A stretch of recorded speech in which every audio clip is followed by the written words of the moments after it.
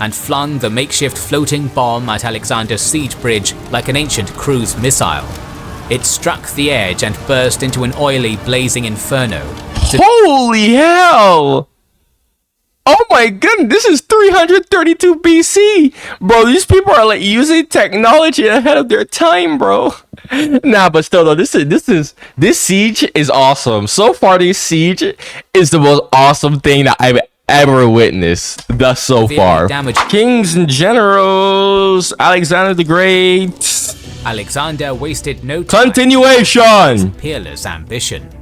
Not only had he eliminated his enemies at home and defeated the satraps of Asia Minor, but in 333 he confronted and crushed a Persian royal army at the Battle of Issus. With that victory, Midas's proverbial touch fell on War Thunder via our link in the Danium account if you're. Despite a victory at Issus, Alexander couldn't heedlessly chase Darius deep into the Achaemenid heartland now. Achaemenid. Okay, that's how you pronounce it. I've been struggling to pronounce this. Possible guerrilla war, but would also leave behind potentially fatal issues in his rear. Much of the royal army's massive cavalry contingent had escaped north of the Taurus, where they were sure to wreak havoc on Macedonian supply and communication lines. Of even greater importance still was the Great King's Phoenician armada, which, under the command of satrap Pharnabazus, had renewed a campaign in the Aegean and now dominated most of it. So, while Darius began raising another army from his eastern provinces, Alexander decided to continue with his plan to take over Persia's naval bases.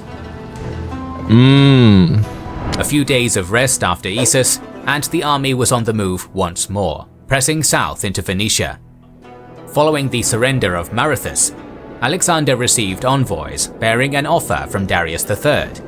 If Alexander restored to him his wife, mother and children, signed a treaty of alliance, and called off the invasion, he would cede all Asia Minor west of the Halys River, from Cilicia to Sinope to Macedon.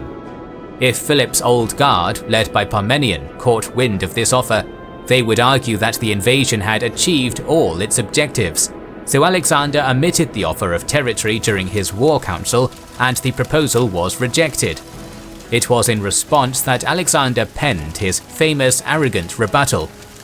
"And in the future, let any communication you wish to make with me be addressed to the King of all Asia. Do not write to me as an equal. Everything you possess is now mine. So if you should want anything, let me know in the proper terms, or I shall take steps to deal with you as a criminal. If, on the other hand, you wish to dispute your throne, stand and fight for it, and do not run away. Wherever you may hide yourself, be sure I shall seek you out." Yo! Alexander, bro! Bro! Who is this diva? Okay, Alexander with the sassiness. Alexander continued marching south, but that's interesting though. It was a good offer. If you don't use hindsight, of course. It was a good offer. Why would he reject it? He just wanted to go on a freaking eagle spree conquest. Is that why he rejected that? The surrender of Phoenician cities such as Byblos and Sidon and the kings of Cyprus. Moving on even further south, the Macedonian army neared the mother city of Carthage, Tyre, at the turn of 332 BC.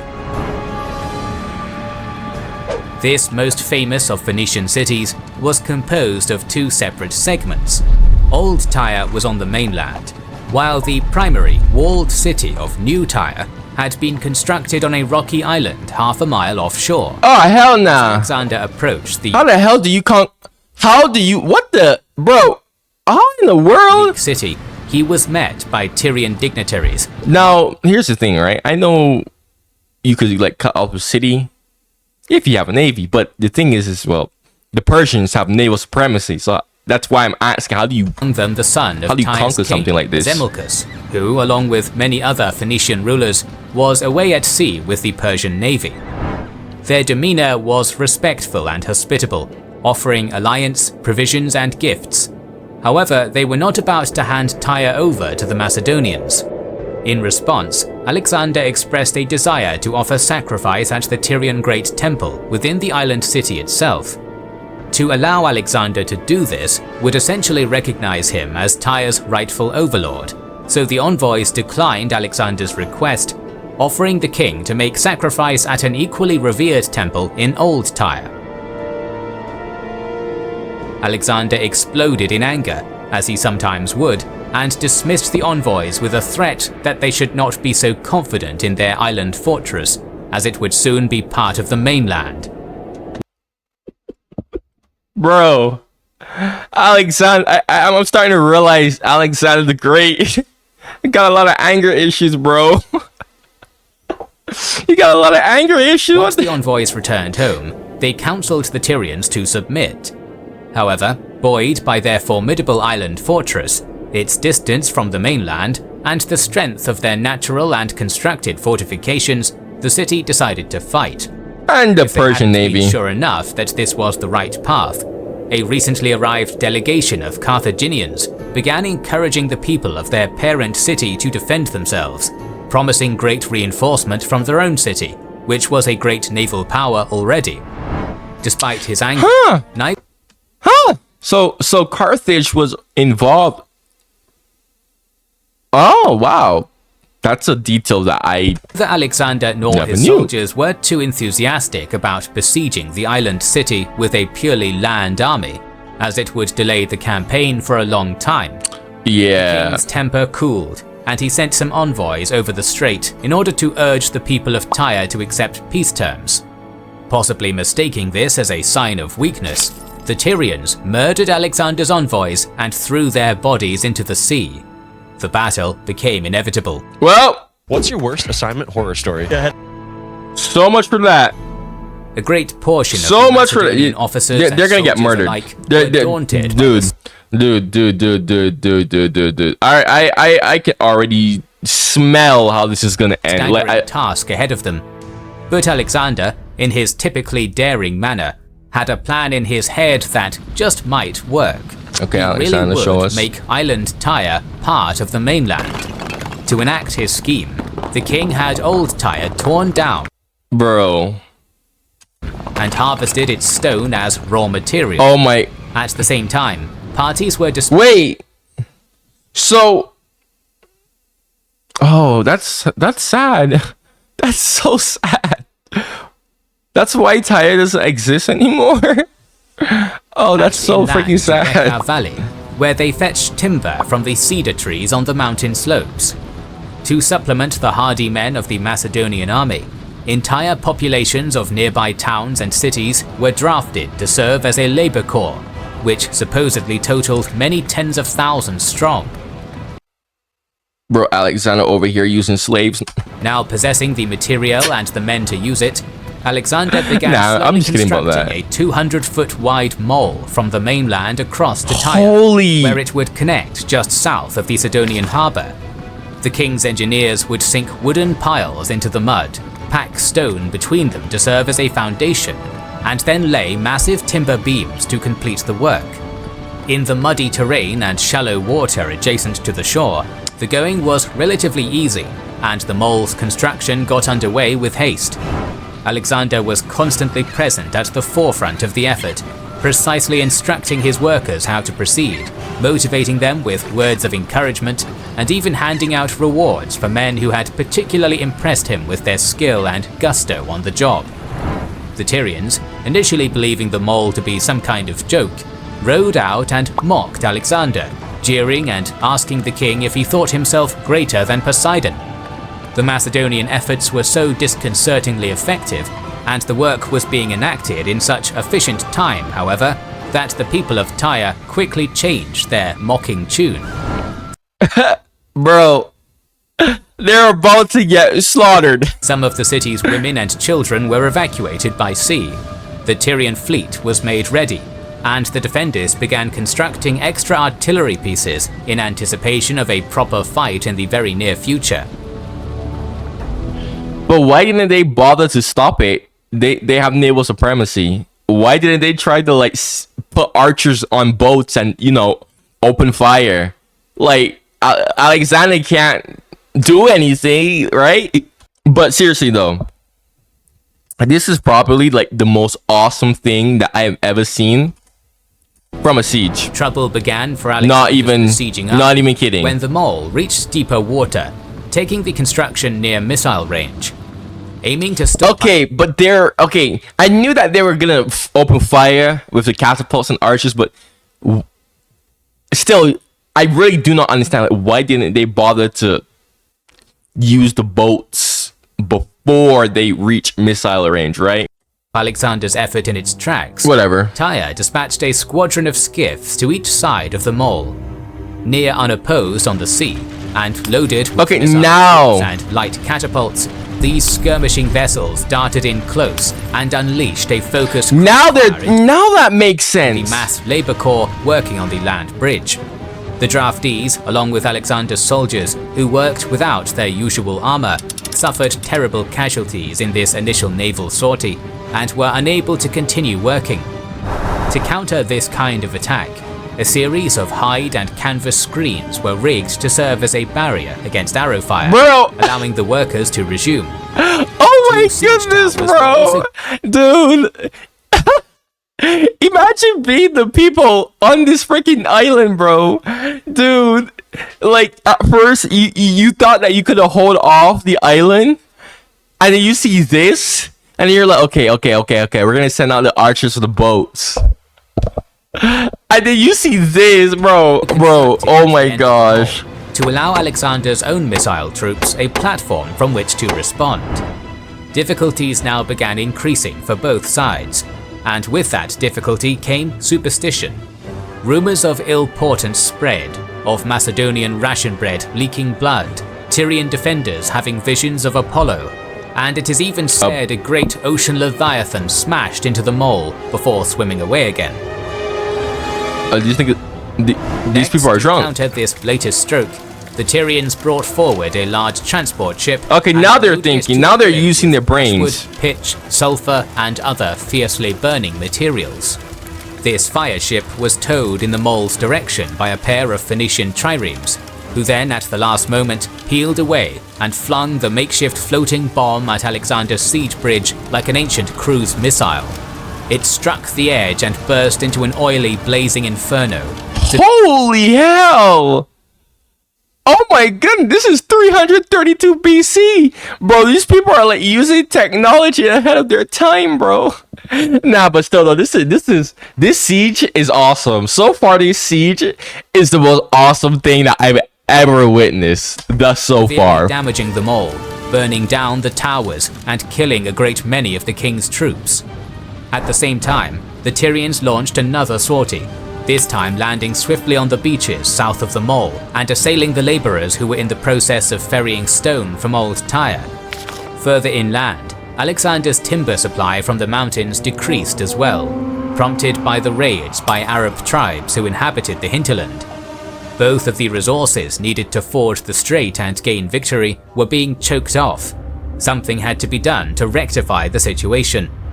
After directing his dependable lieutenants Perdiccas and Craterus to rebuild the mole even wider than before, with towers and artillery, Alexander departed with his usual strike force of favourites and rode north to Sidon in search of a fleet.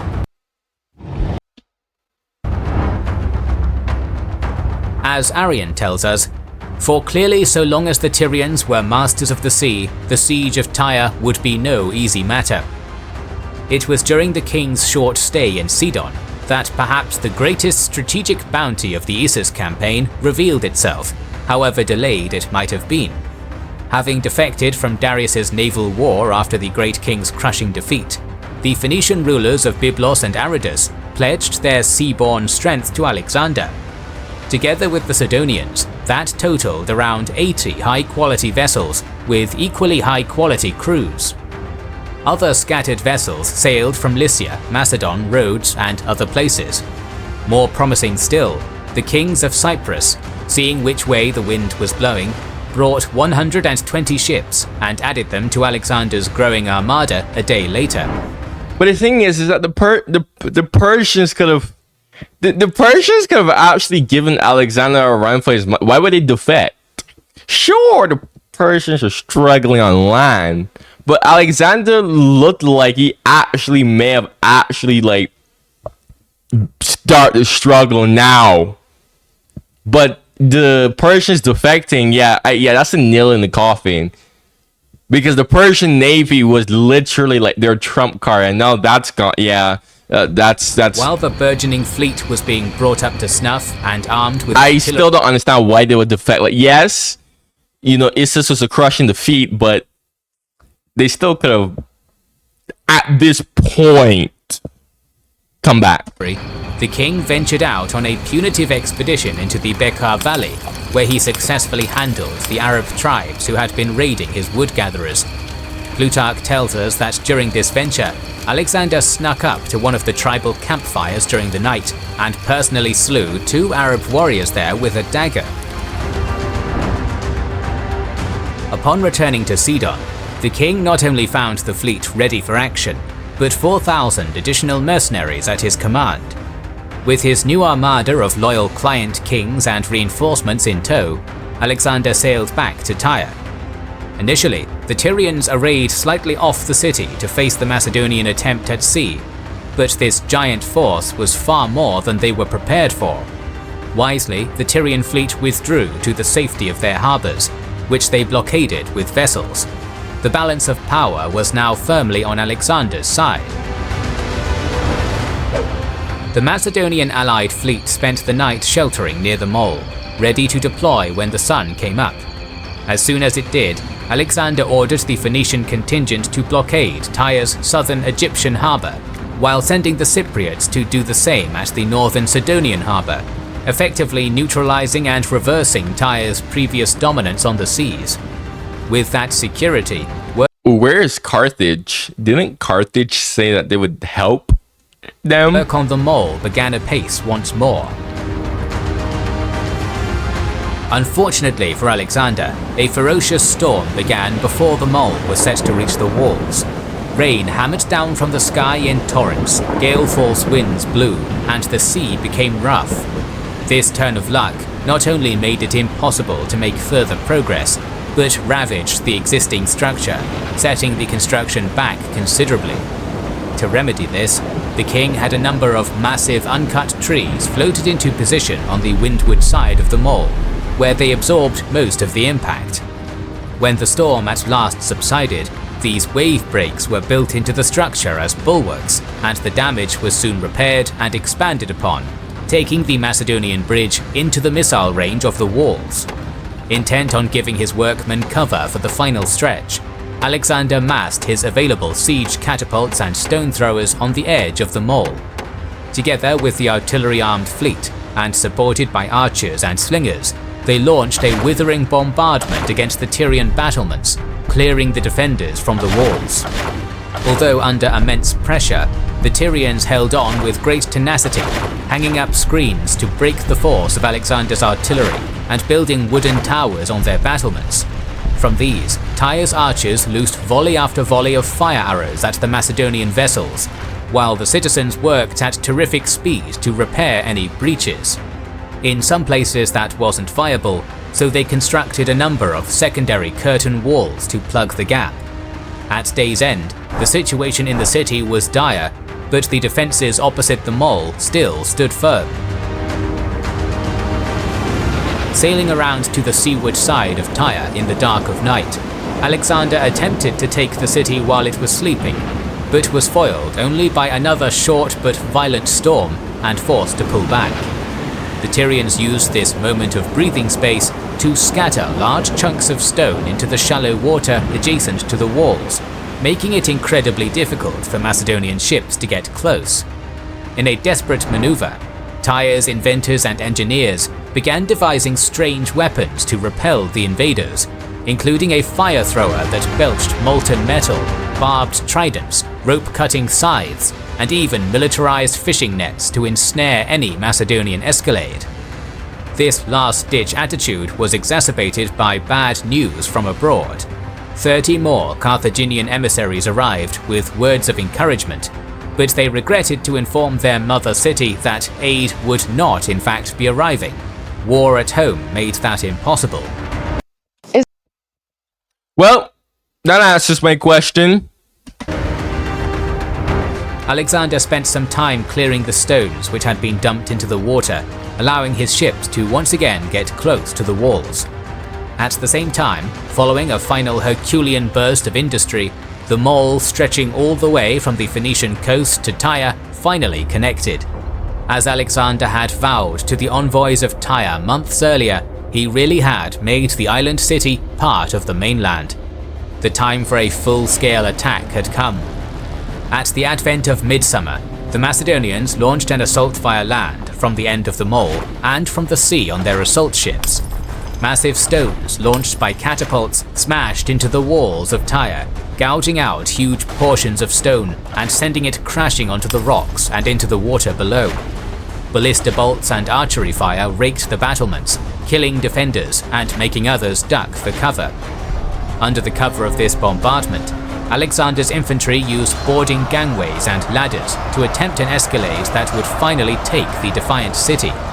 They put fierce pressure onto the Tyrians, who fought back ferociously in a conventional manner, but also used their mad inventions to turn the attackers away. Especially mentioned for their effectiveness were a number of metal pots filled with sand and gravel, heated until it was glowing. This fine mixture was then tipped onto Alexander's advancing soldiers, where it sifted behind armor plates and burned into flesh. After a long struggle which... Nah! No. Oh!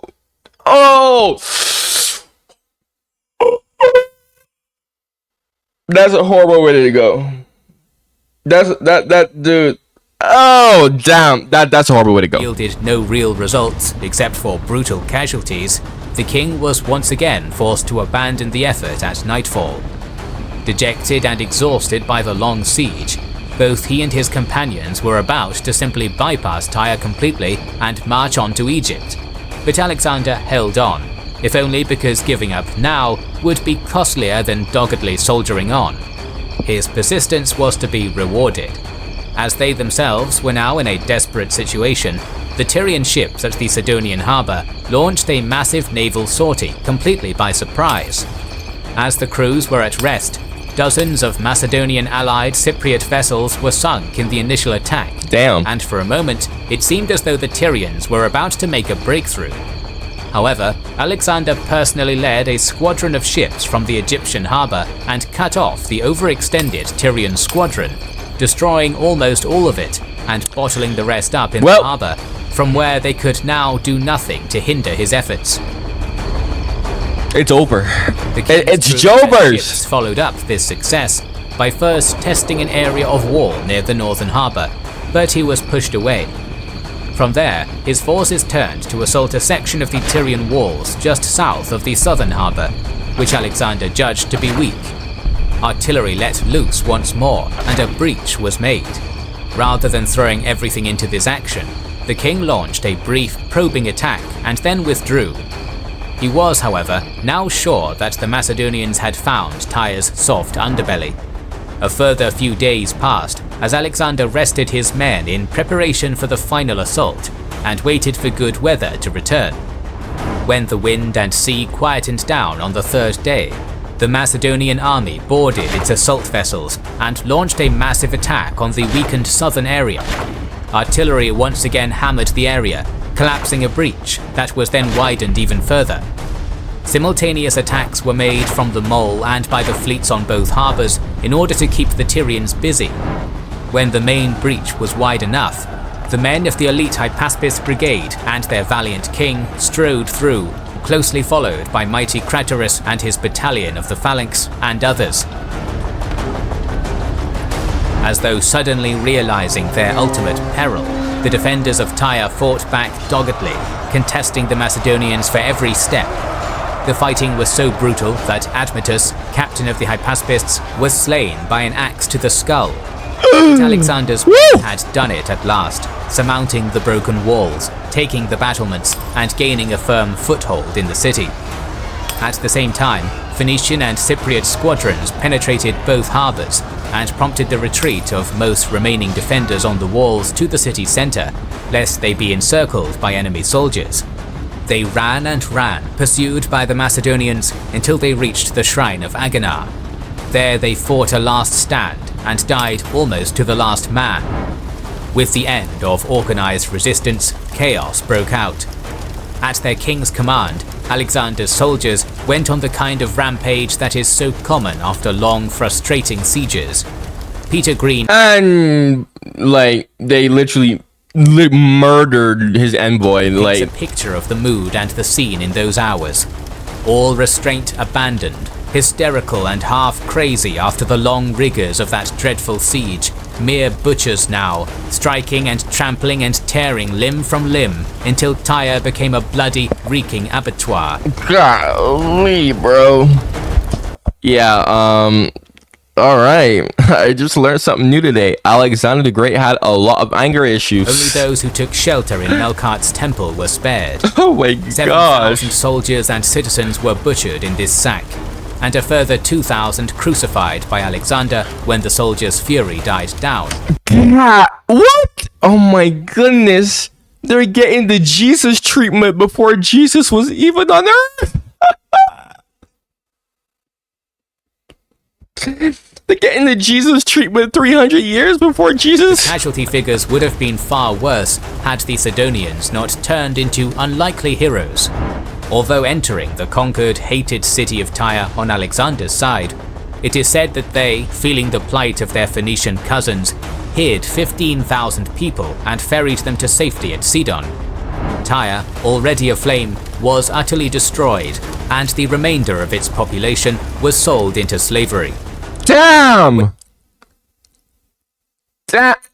So basically the entire city was wiped. When news of Tyre's end spread, almost every remaining city on the Mediterranean seaboard prepared to surrender, and Darius III, who had been keeping a close eye on the situation, sent even more favorable peace terms.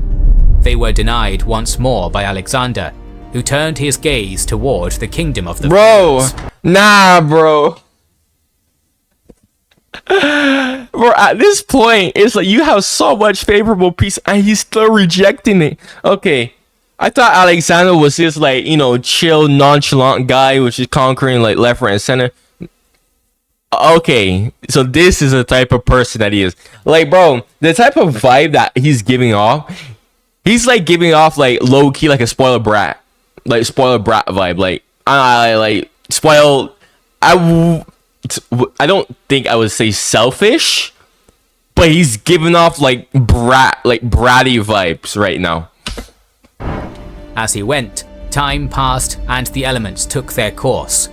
Gradually, the rough edges and sharp joints of the Macedonian king's infamous mole, which so boldly connected Tyre to the mainland, softened.